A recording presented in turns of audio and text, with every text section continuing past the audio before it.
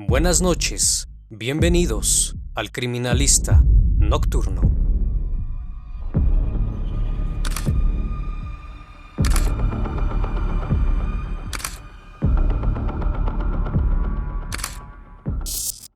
Hola a todos, sean bienvenidos a una nueva emisión del Criminalista Nocturno. Gracias por sintonizar este canal donde quiera que te encuentres.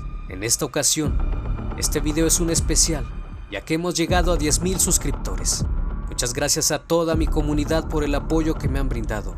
Y antes de comenzar, ponte cómodo, ya que este video será un poco extenso.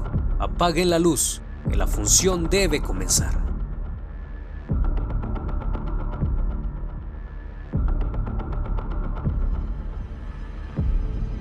El caso que estás a punto de escuchar fue el primer caso de un asesino serial documentado en Argentina.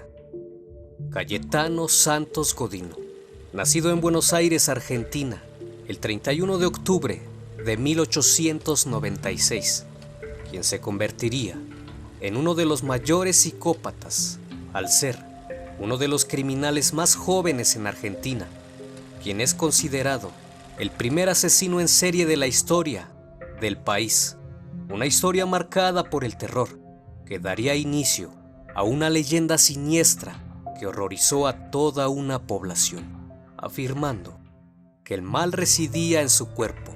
Creían que el mal provenía por el largo de sus orejas, lo que le daría el sobrenombre del petiso orejudo.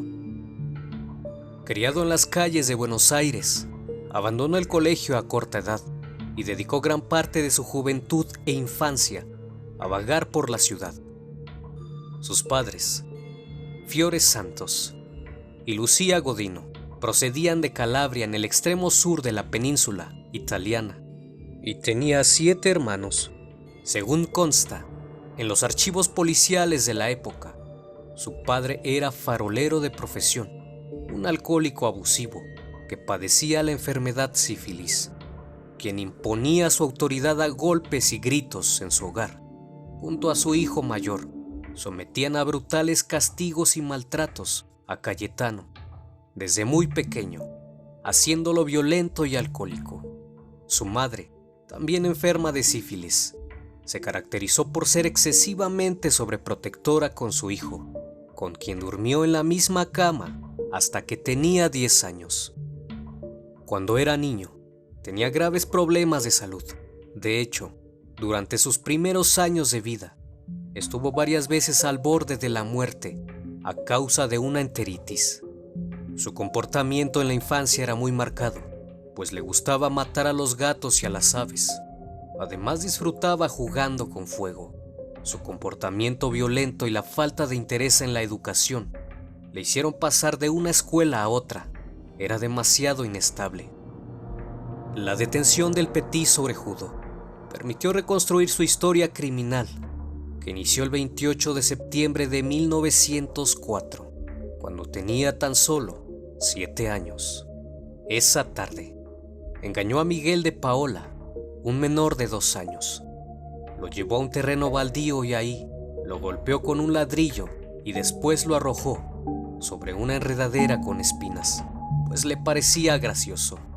No le permitieron perpetuar su crimen, pues un policía que pasaba se percató de lo sucedido y llevó a ambos niños a la comisaría, donde más tarde serían recogidos por sus respectivas madres.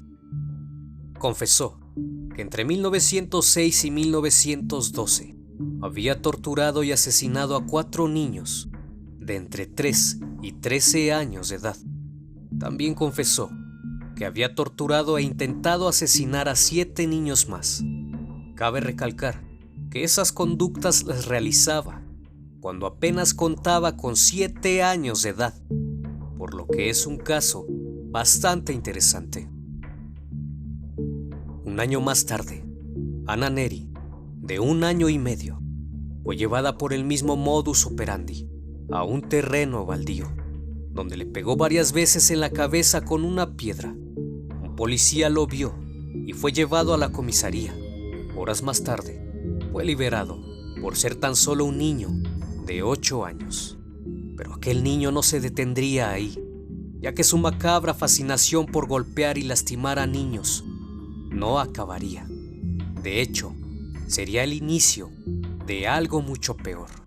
Fue así que el 26 de marzo de 1906, con tan solo 9 años de edad, cometería su primer asesinato. Se trataba de María Rosa Face, de 3 años de edad, a la cual llevó a una zona abandonada de la calle Río de Janeiro, en Buenos Aires, donde comenzó a estrangularla, pero no logró privarla de la vida. Al darse cuenta que aún seguía respirando, la enterró viva en una zanja, cubriéndola con latas. Según la confesión dada en 1912 a los policías tras su detención, al conocer este crimen, la policía acudió hasta el lugar, pero encontraron que se había edificado una casa de 2 pisos, por lo que la niña no fue encontrada. Sin embargo, en la comisaría quedó registrada su desaparición, a tan solo unos días de ocurrir el lamentable hecho, y sin saber lo que su hijo había hecho. El 5 de abril de 1906, su padre acude ante el comisario Francisco Laguarda para que recluyera a su hijo Cayetano, quien contaba con 9 años y 5 meses de edad, ya que era absolutamente rebelde y sin control a la represión que le daban. Al ver que constantemente torturaba animales con tremenda hazaña, se dieron cuenta que tenía serios problemas mentales, ya que además de torturar animales, guardaba bajo su cama pájaros muertos. Incluso se menciona que en una ocasión se encontró un pájaro muerto en su zapato. Era evidente que el niño no estaba sano mentalmente, y deseando corregirlo de alguna forma, acudieron a la comisaría a emitir la denuncia, la cual te muestro a continuación. Presta atención.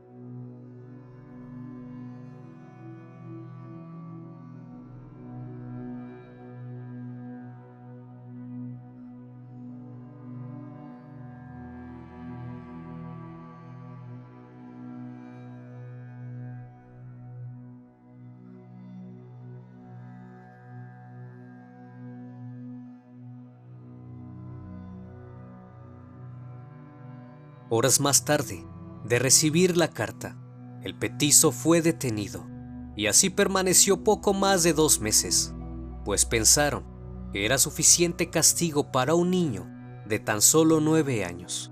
Así que lo dejaron en libertad, y ante la sorpresa, aquel niño no volvió a su casa y jamás volvió a pisar la escuela. Posterior a eso, en septiembre de 1908, el petizo orejudo intentó ahogar a Severino González Calo, de 1 año 10 meses de edad, en una bodega. Ahí lo introdujo en una pileta donde tomaban agua los caballos, cubriéndola después con una tabla para ahogar al pequeño. No logró su cometido, debido a que el dueño lo descubrió en el acto, pero él se justificó diciendo que el niño había sido llevado hasta ahí por una mujer vestida de negro. Nuevamente, es llevado a la comisaría, donde es recogido al día siguiente. A tan solo 6 días de lo sucedido, el petizo no estaba conforme. Aquel día 15 de septiembre, quemó un cigarrillo en los párpados de Julio Bot, un niño de 22 meses de edad. Sin embargo, es descubierto por la madre de la víctima, pero en esta ocasión alcanza a huir. 3 meses después, cansados de los continuos problemas causados por Cayetano, quien entonces tenía 12 años de edad, sus padres vuelven a entregarlo a la policía, solo que esta vez permaneció encerrado 3 años en la colonia de menores de Marco Paz, donde aprende a leer y a escribir. Sin embargo, a petición de estos mismos, fue liberado el 23 de diciembre de 1911, pero a diferencia de lo que se esperaba, desató aún más su violencia. Ahora se había convertido en un criminal frío y con muchas más ganas de satisfacer sus fantasías. Tras esto, en un inútil intento por redimir su comportamiento, sus padres le consiguen trabajo en una fábrica en donde solo duró 3 meses. Y tras su sorpresa, Cayetano nuevamente vuelve a lo mismo y con tan solo 15 años de edad vuelve otra vez a vagar por las calles. A partir de aquí comienza a sufrir fuertes dolores de cabeza y un impulso muy grande de matar, sobre todo después de tomar alcohol. A esta altura de su vida, Cayetano ya era conocido por su sobrenombre. Las madres decían a sus hijos: pórtate bien, si no te va a llevar el petiso orejudo. En enero de 1912, se metió en una bodega en calle Corrientes y prendió fuego a la bodega. Una vez que acudieron los bomberos al lugar, tardaron 4 horas en controlarlo y después de su arresto, cuando se le cuestionó sobre el incendio, mencionó algo escalofriante: me gusta ver trabajar a los bomberos, es lindo ver cómo caen al fuego. A partir de esto, comenzaría su carrera como piromaníaco. 9 días después del incendio, el cuerpo de un niño de 13 años es encontrado en una casa puesta en alquiler en la calle Pavón. El cuerpo muestra signos de haber sido golpeado. Además, se encuentra un trozo de cordón alrededor de su cuello y semidesnudo. Su desaparición había sido reportada apenas el día anterior. Es identificado como Arturo Laura. Posteriormente, el petizo confesaría la autoría de este crimen. El 7 de marzo del mismo año, prendió fuego a una niña de 5 años que sufrió 16 días en agonía en el hospital de niños. Se trataba de Reina Bonita. Esta sería su tercera víctima en su carrera criminal. Meses después, causó 2 incendios que fueron controlados por los bomberos, sin que se tuvieran que lamentar víctimas. En septiembre del mismo año, trabajando en una bodega, mató a una yegua de 3 puñaladas. No había pruebas concluyentes según la policía y por ello no fue detenido, pero los antecedentes se acumulaban. Apenas días después prendió fuego a la estación vial, propiedad de la compañía Anglo-Argentina. También fue controlado por los bomberos. Fue hasta el 8 de noviembre, donde intentó asesinar a Roberto Russo de 2 años. Lo convence con engaños para que lo acompañe a un almacén, en donde presuntamente le compraría unos caramelos. Lo llevó hasta un plantío. Ahí le ató los pies y le puso la soga en el cuello con la que se ataba los pantalones, pero los descubrió un trabajador y lo entregó a la policía. Ahí declaró que había encontrado atado al niño y lo estaba rescatando. Aquí es liberado por falta de pruebas. 8 días después de lo sucedido, intentó golpear a Carmen Whitton, de 3 años, en un baldío cercano, pero al verlo un vigilante corrió en su auxilio y este consigue escapar. Increíblemente, solo pocos días después, se llevó a Catalina Nauler, de 5 años. Este buscaba un baldío para cometer el crimen, pero la menor no quiso continuar, así que se resistió a ir con él, y ante su descontrol comienza a golpearla. Al ver esto, el dueño de una casa intervino, pero el petizo nuevamente logra escapar. El 3 de diciembre de 1912, 13 días después, tuvo lugar el último crimen registrado del petizo orejudo. Su última víctima, un niño de 3 años de edad, Gesualdo Giordano, que vivía en la calle Progreso. Ese día Cayetano salió de su casa de calle Urquiza. Se sumó a unos chicos que jugaban, entre los que estaba Gesualdo, y como su altura no correspondía con su edad, no levantó mayores sospechas. Antes de lo sucedido, había intentado llevarse a Marta Pelosi, de 2 años, pero la menor se asustó y corrió a su casa. Poco después consigue convencer a Gesualdo para que lo acompañe a comprar unos caramelos, así que se sitúan a solo unos pocos metros. en donde compran 2 centavos de caramelos. El niño le pide los dulces y este accede a darle solo unos cuantos, pero le promete darle más y acepta acompañarlo hasta cierto lugar alejado, la Quinta Moreno. Una vez en la entrada, el chico llora y se resiste a entrar, y sin pensarlo 2 veces, lo toma de los brazos con violencia y lo arrincona cerca de un horno de ladrillos. Aquí utiliza el mismo modus operandi. Se quita el cordón que utilizaba como cinturón y comienza a darle vueltas sobre su cuello, 13 vueltas exactamente. Pero el niño intenta forcejear y levantarse, así que procede a atarle los pies y manos, cortando la cuerda con un cerillo encendido. Pero el niño sigue luchando y resistiéndose. Fue así que comenzó a buscar algo para terminar su crimen. Buscó otra cosa fuera del lugar, pero al salir se encontró con el padre de Gesualdo. Le pregunta si ha visto a su hijo y con toda frialdad responde que no, y le recomienda hacer la denuncia de la desaparición en la comisaría, mientras el niño moribundo se encontraba dentro. Volvió con una tabla con un clavo de 10 centímetros y tomando una piedra se la clavó en la sien, usando una piedra como martillo. Después de cubrirlo con una vieja lámina de zinc, huye del lugar. Esa misma noche asistió al velatorio de su propia víctima. Mencionó que asistió porque quería ver si el menor tenía aún el clavo en la sien. Y ante el cinismo se fue llorando del lugar, aunque 2 policías lo vieron cuando se retiró e inmediatamente ataron cabos. La madrugada del 4 de diciembre comenzaron a buscar a Cayetano. Fue así que dieron con su ubicación. Al cuestionarlo sobre el crimen se negó. Sin embargo, al examinarlo encontraron en sus bolsillos un recorte del diario en el que se describía el crimen del menor y el resto del cordón con el que había ahorcado a su víctima. Al ser detenido cuando apenas tenía 16 años, confesó 4 homicidios y 7 tentativas de asesinatos entre 1906 y 1912. Tras su interrogatorio, le preguntaron si tenía derecho a matar niños, a lo que respondió: no soy el único, otros también lo hacen. ¿Por qué mataba usted niños? Respondió: porque me gustaba. Escalofriante pero cierto. Los informes forenses practicados posteriormente a su detención lo describen como un tipo agresivo sin sentimientos, que presenta numerosas anomalías físicas y psíquicas, además de ser un inadaptado, irresponsable y demente.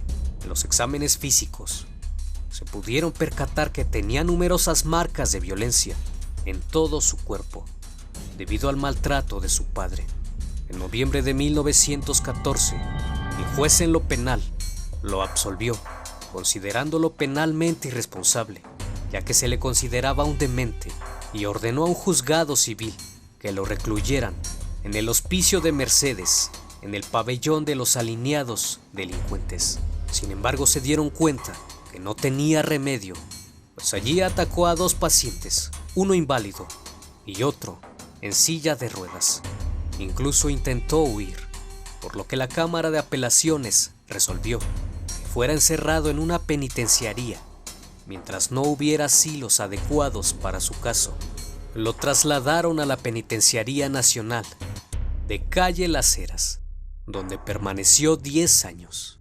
Después fue llevado al penal de Ushuaia, en Tierra del Fuego, la mencionada cárcel del fin del mundo, donde se le practicaron numerosos estudios. Uno de ellos, y muy conocido, el estudio del criminal nato de César Lombroso, quien, como recordarán, consideraba que la fealdad era uno de los principales motivos para cometer crímenes, pues consideraba que el motivo de la maldad del petizo eran sus enormes orejas.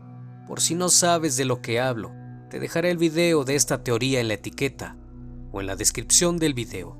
Lombroso definía al criminal en potencia como una persona de mirada extraviada, frente ancha, nariz aguileña, orejas largas y mentón largo, por lo que en esa época se consideraba como un delincuente nato, es decir, nace para delinquir. Por lo que fue sometido a una de las primeras cirugías estéticas del país, donde le acomodaron las orejas, haciéndoselas más pequeñas, pues pensaron que de esa manera acabarían con su maldad. Pero tras la operación, se dieron cuenta que seguía comportándose de la misma manera. Finalmente concluyeron que era un degenerado, hereditario, perverso e instintivo, por lo que era extremadamente peligroso para quienes lo rodean. Permaneció en la cárcel el resto de su vida. Nadie lo visitó, ni siquiera sus padres, por lo que la pasó prácticamente solo. Fue maltratado por otros reclusos, incluso violado. Las causas de su muerte son sumamente extrañas y siguen siendo un misterio. Solo se menciona que el petizo orejudo murió de una hemorragia interna a manos de los reclusos, quienes lo golpearon hasta matarlo, luego de que matara al gato que los presos tenían por mascota. El 15 de noviembre de 1944, murió sin confesar remordimiento alguno, y sus huesos fueron saqueados del cementerio, así como otras cosas de sus pertenencias. Hoy en día es considerado uno de los asesinos más jóvenes de la historia criminal. Espero que este video especial haya sido de tu agrado. Como siempre, es un gusto tenerte en este espacio. Mil gracias por el apoyo, un fuerte abrazo para todos, y si aún no estás suscrito, te invito a hacerlo y dejar tu like para seguir subiendo más material. Gracias por sintonizar este canal. Esto fue El Criminalista Nocturno. Nos vemos pronto.